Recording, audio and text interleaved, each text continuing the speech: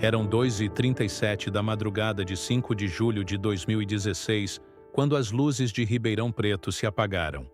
Não foi falha técnica. Não foi acidente. Foi declaração de guerra. O transformador explodiu com estrondo que acordou o bairro inteiro, lançando Campos Elíseos na escuridão absoluta, enquanto o comboio de caminhonetes invadia a cidade. Dentro de veículos, pelo menos 30 homens fortemente armados carregavam fuzis AR-15, granadas, explosivos C4 e intenção clara de executar o maior assalto da história do interior paulista. Alvo era a empresa Prosegur, gigante do transporte de valores que naquela noite guardava 51,2 milhões de euros dentro de cofres que bandidos abririam como latas de sardinha. Mas dinheiro era apenas parte da história. Outra parte incluía policial rodoviário de 43 anos que morreria crivado de balas, morador de rua usado como escudo humano e jogado vivo contra carro em chamas. Mais de 1.000 disparos ecoando pelas ruas desertas e 40 minutos de terror puro que transformariam cidade pacata em zona de guerra. Não eram bandidos comuns assaltando agência bancária. Era exército criminoso, aplicando táticas militares desenvolvidas anos antes no Nordeste, adaptadas e aperfeiçoadas para maior assalto já registrado em São Paulo. O novo cangaço havia chegado ao Sudeste, e Ribeirão Preto seria apenas o começo. Para entender a magnitude do que aconteceu naquela madrugada, é preciso voltar alguns anos e entender o que era novo cangaço e como ele chegou até Ribeirão Preto. O termo nasceu no Nordeste no início dos anos 2000, quando quadrilhas começaram a copiar táticas de Lampião, substituindo cavalos por caminhonetes blindadas e rifles antigos por armamento de guerra. Invadiam cidades pequenas com força militar, bloqueavam acessos, dominavam delegacias, esvaziavam bancos simultaneamente e desapareciam no sertão antes que reforços chegassem. Metodologia era brutal e eficaz. Aterrorizava a população, rendia milhões e desafiava autoridades que não tinham estrutura para responder. Durante mais de década, novo cangaço permaneceu concentrado no interior do Nordeste, atacando cidades isoladas com menos de 50.000 habitantes, força policial minúscula e bancos mal protegidos. Mas em 2016, algo mudou. Quadrilhas evoluíram. Começaram a mirar alvos maiores, mais lucrativos, mais ousados. Não queriam mais agências bancárias com alguns milhares de reais. Queriam empresas de transporte de valores com milhões guardados, esperando para ser distribuídos. E Ribeirão Preto, cidade de 700.000 habitantes, próspera e aparentemente segura, tinha exatamente o que procuravam. A Prosegur era a fortaleza. Pelo menos deveria ser. Empresa especializada em transporte de valores investia milhões em segurança. Muros altos, câmeras por todo lado, vigilância 24 horas, protocolos rígidos, carros blindados, guardas armados. Era exatamente o tipo de lugar que criminoso comum nunca tentaria invadir. Mas quadrilha que planejava ataque não era comum. Passaram meses estudando o alvo. Mapearam rotina de funcionários, horários de maior movimento, localização exata dos cofres, rotas de fuga possíveis, tempo de resposta da polícia. Descobriram ponto fraco crucial. Transformador elétrico que abastecia a região inteira ficava exposto, mal protegido, a apenas algumas quadras da Prosegur. Se explodissem transformador, mergulhariam área na escuridão total, desabilitando câmeras, alarmes, sistemas de segurança eletrônica. E foi exatamente o que fizeram. Explosão do transformador foi sinal para início da operação. Enquanto Campos Elíseos mergulhava no breu, 6 veículos convergiram simultaneamente para Prosegur. 2 bloquearam a Avenida Presidente Vargas, principal acesso ao bairro, usando caminhonetes atravessadas e pneus incendiados. Outros 2 fecharam ruas secundárias, impedindo que moradores curiosos ou policiais solitários interferissem. E 2 últimos foram direto para o alvo, parando em frente aos portões da empresa de valores com precisão cirúrgica. Homens desceram rapidamente, disciplinados como soldados em operação militar. Não gritavam. Não corriam desordenadamente. Cada um sabia exatamente seu papel. Primeiro grupo começou a fixar explosivos nos portões de aço reforçado. Segundo estabeleceu perímetro de segurança, fuzis apontados para ruas vazias. Terceiro preparou equipamento para arrombar cofres. E quarto, o mais cruel, começou a reunir reféns. Entre reféns estava morador de rua de 38 anos que dormia em marquise próxima. Homem que sociedade já havia esquecido, invisível para a maioria, mas perfeitamente visível para bandidos que precisavam de escudos humanos. Foi arrastado aos gritos, amarrado com cordas, posicionado estrategicamente onde poderia absorver balas caso polícia aparecesse. Outros moradores que cometeram erro de sair para ver o que acontecia foram recebidos com ordem gritada: "Volta para dentro ou morre!" Alguns obedeceram imediatamente. Outros hesitaram por segundos que quase custaram vida. Rajada de AR-15 disparada para o alto convenceu os mais teimosos. Em minutos, bairro inteiro estava paralisado pelo terror.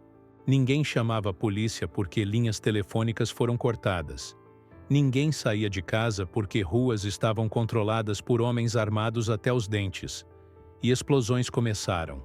Primeira carga de C4 detonou o portão principal com barulho ensurdecedor, que fez janelas tremerem em raio de quilômetros.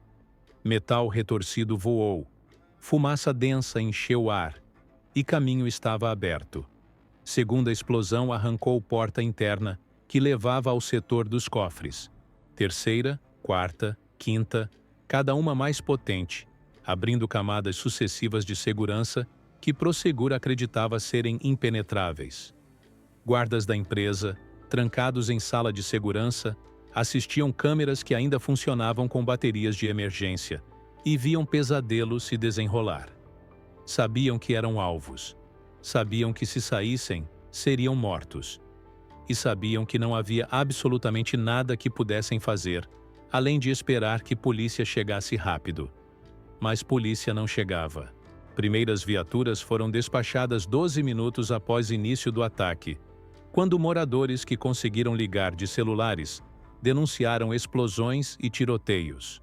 Mas quando PMs se aproximaram de Campos Elíseos, encontraram ruas bloqueadas, veículos em chamas impedindo passagem, e receberam fogo pesado de bandidos posicionados estrategicamente.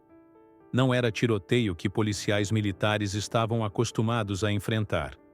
Era emboscada militar. Fuzis automáticos cuspiram centenas de balas contra viaturas que recuaram rapidamente, chamando reforços urgentes, percebendo que estavam completamente superados em potência de fogo. Enquanto polícia reagrupava, tentando entender magnitude da situação e esperar apoio de batalhões especializados, quadrilha já estava esvaziando cofres. Dentro da Prosegur, bandidos trabalhavam com eficiência assustadora. Usaram maçaricos para cortar aço, explosivos menores para abrir fechaduras complexas, pés de cabra para arrancar portas finais. Em menos de 30 minutos desde primeira explosão, tinham acesso a 51,2 milhões de reais em notas variadas. Encheram malas, sacolas, mochilas, qualquer coisa que pudesse carregar dinheiro. Quantidade era tanta que precisaram fazer múltiplas viagens até veículos, carregando fortunas nas costas, enquanto colegas mantinham perímetro seguro. Alguns moradores mais corajosos ou inconsequentes tentaram filmar cena de janelas. Foram recebidos com rajadas de fuzil que destruíram vidros e os mandaram de volta para dentro, rastejando pelo chão, rogando que balas não atravessassem paredes. E então veio ordem para começar retirada. Mas retirada seria mais sangrenta que invasão. Polícia Militar havia conseguido reforços. Batalhão de choque estava a caminho. Gate, grupo especializado em ações táticas, também se deslocava. E agora havia cerco frouxo, mas existente, nas saídas de Campos Elíseos. Quadrilha sabia que não poderia simplesmente sair dirigindo tranquilamente. Teria que lutar para abrir caminho. E foi exatamente o que fizeram. Comboio saiu da Prosegur com velocidade, veículos carregados de dinheiro e homens armados nas caçambas, atirando para todos os lados preventivamente. Atravessaram primeiro o bloqueio policial com fuzilaria tão intensa que PMs tiveram que se jogar atrás de viaturas, sem conseguir revidar eficazmente. Segundo bloqueio, mais reforçado, ofereceu resistência maior. Foi ali que policial rodoviário Marcelo Salgado Ribeiro, 43 anos, morreu. Marcelo não estava oficialmente de serviço. Estava voltando para casa após plantão quando ouviu pelo rádio que assalto massivo estava acontecendo. Como policial de carreira, não hesitou. Desviou o caminho, foi em direção ao caos, chegou em interseção estratégica por onde sabia que bandidos teriam que passar. Posicionou viatura atravessada, pegou fuzil de serviço, preparou-se. Quando o comboio criminoso apareceu e viu o obstáculo, não desacelerou. Acelerou mais, atirando sem parar. Marcelo revidou sozinho, acertando pneus de primeira caminhonete, mas sendo atingido por dezenas de balas vindas de múltiplas direções. Caiu ao lado da viatura, uniforme ensanguentado, rádio ainda ligado transmitindo sons de tiroteio que não parava. Outros policiais que chegaram minutos depois encontraram corpo e caminhonete destruída, que quadrilha havia abandonado ali mesmo, trocando de veículo e continuando fuga. Marcelo Salgado Ribeiro era casado, tinha 2 filhas, 24 anos de corporação e seria enterrado como herói. Mas naquela madrugada era apenas mais uma vítima do novo cangaço. E não seria a última vítima da noite. Morador de rua que quadrilha usara como refém durante a invasão, ainda estava com eles, amarrado na caçamba de caminhonete, servindo de escudo humano caso polícia tentasse atirar. Mas quando perceberam que polícia não conseguia persegui-los efetivamente, refém tornou-se inconveniente. Precisavam de velocidade, mobilidade, não podiam carregar peso morto. Então fizeram algo de crueldade incompreensível. Jogaram homem amarrado contra carro que haviam incendiado para bloquear rua. Homem caiu em meio às chamas, gritando, tentando se soltar das cordas, mas fogo consumiu o corpo antes que pudesse escapar. Moradores que testemunharam cena pelas janelas nunca esqueceriam gritos. Bombeiros que chegaram depois encontraram corpo carbonizado, irreconhecível, de homem que já era invisível em vida e morreu da forma mais horrível imaginável. Imprensa noticiaria brevemente. Sociedade esqueceria rapidamente. Mas para quem viu, trauma seria permanente. Sabe, se você está acompanhando essa história até aqui e percebendo a dimensão do que aconteceu em Ribeirão Preto, deixa o like e se inscreve no canal. Muita gente não conhece esses casos que marcaram o Brasil, e é importante que histórias assim não sejam esquecidas. Comenta aí de onde você está nos assistindo e se já tinha ouvido falar desse assalto. Agora vamos continuar, porque o mais impressionante ainda está por vir. Quadrilha conseguiu romper cerco policial e sair de Ribeirão Preto, mas deixou para trás cenário apocalíptico. Mais de 1000 cápsulas de munição espalhadas pelas ruas. Carros incendiados bloqueando avenidas. Fachada da Prosegur destruída, parecendo ter sido bombardeada.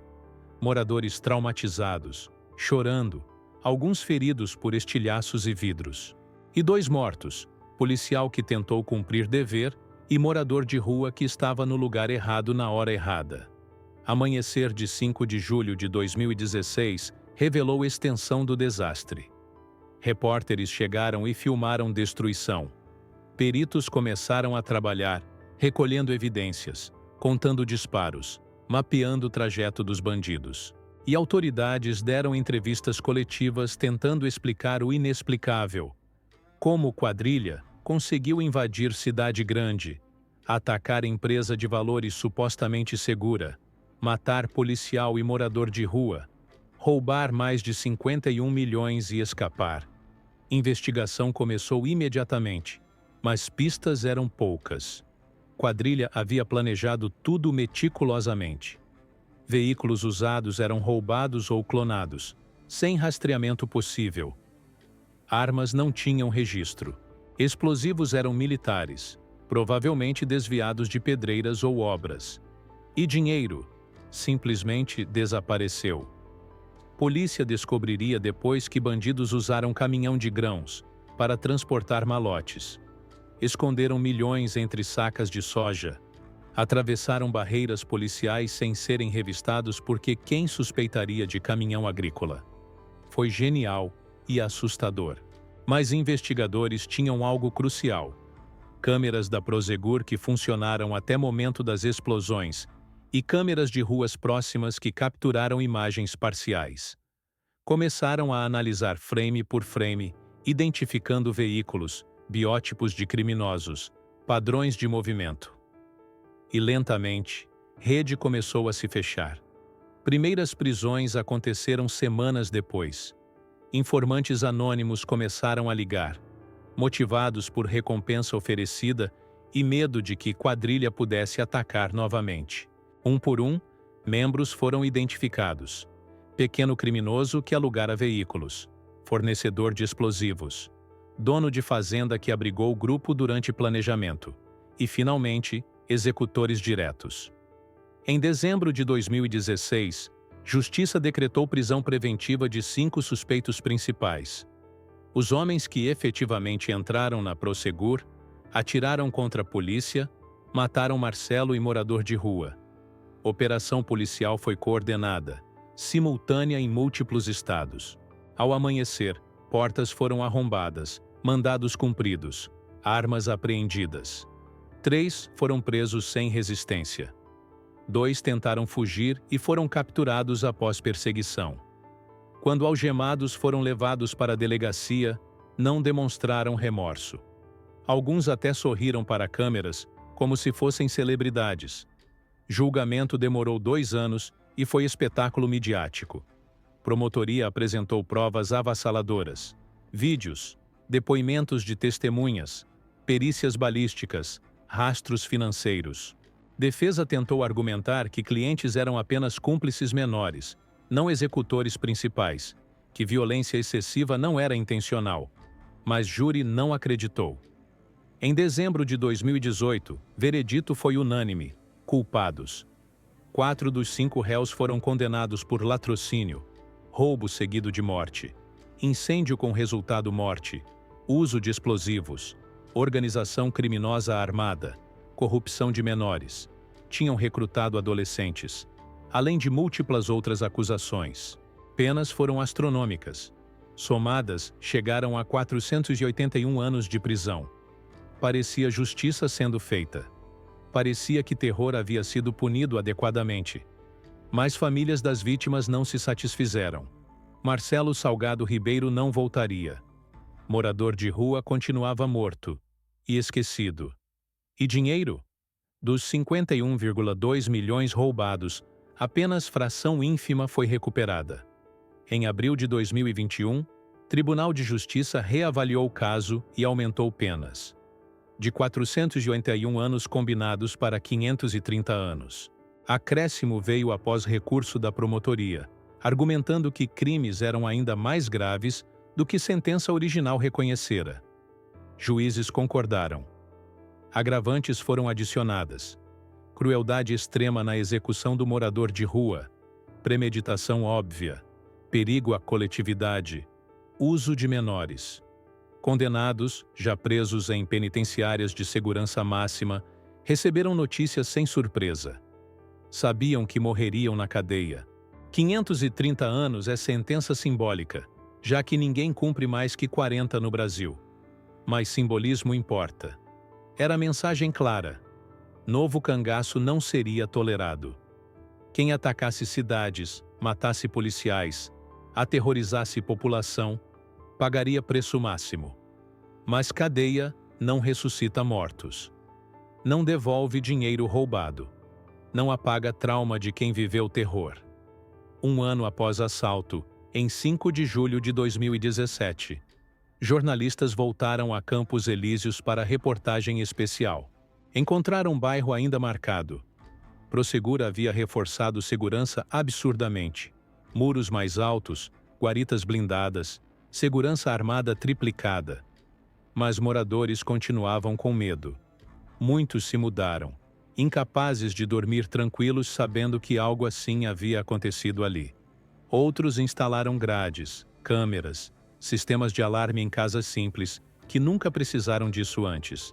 E alguns, especialmente os mais velhos, simplesmente viviam em estado permanente de ansiedade, sobressaltando-se com qualquer barulho estranho à noite, lembrando explosões e tiros que ecoaram por 40 minutos, transformando cidade pacata em zona de guerra. Prosegur nunca revelou publicamente impacto financeiro exato. A empresa tinha seguro, obviamente, mas perda de 51 milhões não é absorvida facilmente. Clientes questionaram segurança. Contratos foram revistos. Concorrentes tentaram capitalizar, oferecendo serviços supostamente mais seguros. E a indústria inteira de transporte de valores no Brasil teve que repensar protocolos. Se Prosegur, uma das maiores, podia ser invadida assim, nenhuma empresa estava realmente segura. Investimentos em tecnologia dispararam. Cofres mais resistentes, sistemas de GPS em cada malote, escoltas policiais em rotas de risco, bunkers subterrâneos para armazenamento. Era corrida armamentista entre segurança e crime organizado. E crime mostrava que estava sempre um passo à frente. Destino dos 51 milhões continua mistério até hoje. Polícia acredita que maior parte foi escondida em propriedades rurais, enterrada, esperando o calor baixar para ser movimentada. Parte provavelmente financiou outros crimes, compra de drogas, armas, suborno de autoridades. Parte pode ter sido lavada através de empresas fantasmas, investida em negócios legítimos por laranjas. E parte, dizem investigadores, pode simplesmente estar apodrecendo em esconderijo, que só criminosos conhecem. Inacessível porque donos estão presos. Há histórias não confirmadas de policiais encontrando maços de dinheiro enterrados em fazendas anos depois. Há rumores de bandidos delatando esconderijos em troca de redução de pena, mas nada concreto. Os 51 milhões viraram lenda urbana, tesouro perdido que todo mundo fala, mas ninguém encontra. E o novo cangaço, longe de ter sido eliminado pelo caso de Ribeirão Preto, apenas evoluiu. Nos anos seguintes, ataques similares aconteceram em Criciúma, Santa Catarina, Araçatuba, São Paulo, Cametá, Pará. Sempre seguindo o modelo estabelecido: comboio de veículos, explosão de transformadores para escurecer cidade, bloqueio de ruas, ataque massivo com armamento pesado, reféns usados como escudos, fuga rápida. É metodologia que funciona contra cidades despreparadas, com efetivos policiais pequenos, tempo de resposta lento. E Brasil tem centenas dessas cidades, milhares, todas vulneráveis, todas potenciais alvos. Autoridades tentaram responder. Governo federal criou forças-tarefa especializadas. Alguns estados instalaram bases da polícia militar em cidades estratégicas. Bancos reduziram dinheiro físico mantido em agências. Mas é jogo de gato e rato sem fim aparente. Ribeirão Preto aprendeu lição terrível. Prosperidade atrai não apenas investimentos legítimos, mas também olhares cobiçosos do crime organizado. Cidade que se orgulhava de ser polo econômico regional, lugar seguro para criar filhos, descobriu brutalmente que não estava imune à violência que imaginava distante. Problema de grandes metrópoles ou interior esquecido do Nordeste. E trauma coletivo não se cura rapidamente. Geração inteira de crianças cresceu ouvindo pais contarem sobre noite em que cidade virou campo de batalha. Marcelo Salgado Ribeiro virou nome de rua, homenagem póstuma que não traz conforto real à família, mas pelo menos garante que sacrifício não seja completamente esquecido. E morador de rua? Esse continua anônimo, número em estatística, vítima sem nome que sociedade ignora até na morte. História de Ribeirão Preto é, no final, história sobre vulnerabilidade. sobre como civilização é fina camada frágil sobre caos sempre presente, sobre como quadrilha determinada, bem armada, bem planejada, pode em poucas horas rasgar essa camada e expor terror primitivo que vive embaixo. E sobre como o Brasil, com desigualdade obscena, sistema judicial lento, polícias mal equipadas, cria ambiente perfeito para que novo cangaço prospere. Não são apenas bandidos audaciosos. São sintomas de doença social profunda, manifestações violentas de país que falhou com milhões de pessoas, que não oferece oportunidades legítimas, que empurra desesperados para crime como única alternativa de ascensão. Valdetário Carneiro, mecânico honesto que virou bandido lendário, era sintoma. Quadrilha que atacou Ribeirão Preto, também. E enquanto causas profundas não forem tratadas, haverá mais sintomas, mais ataques, mais cidades transformadas temporariamente em zonas de guerra. Se você chegou até aqui, cara, que jornada! Essa é uma das histórias mais intensas que já contamos no canal. Se gostou, se inscreve, ativa o sininho e compartilha. Comenta aí embaixo o que você achou e se conhecia esse caso. E fica ligado porque tem muito mais história pesada vindo por aí. 8 anos depois daquela madrugada de julho, Ribeirão Preto continua vivendo. Comércio funciona, pessoas trabalham, crianças vão à escola. Mas há a memória coletiva que não apaga. Há senso permanente de que segurança é ilusão, que violência pode erupcionar a qualquer momento, que 51 milhões de razões existem para que criminosos voltem. E talvez voltem. Talvez não em Ribeirão Preto especificamente, mas em alguma outra cidade brasileira que ainda não sabe que está na mira. Porque enquanto houver dinheiro concentrado em lugares mal defendidos, haverá homens dispostos a arriscar tudo para roubá-lo. Enquanto houver desigualdade gerando desespero, haverá desesperados tornando-se criminosos.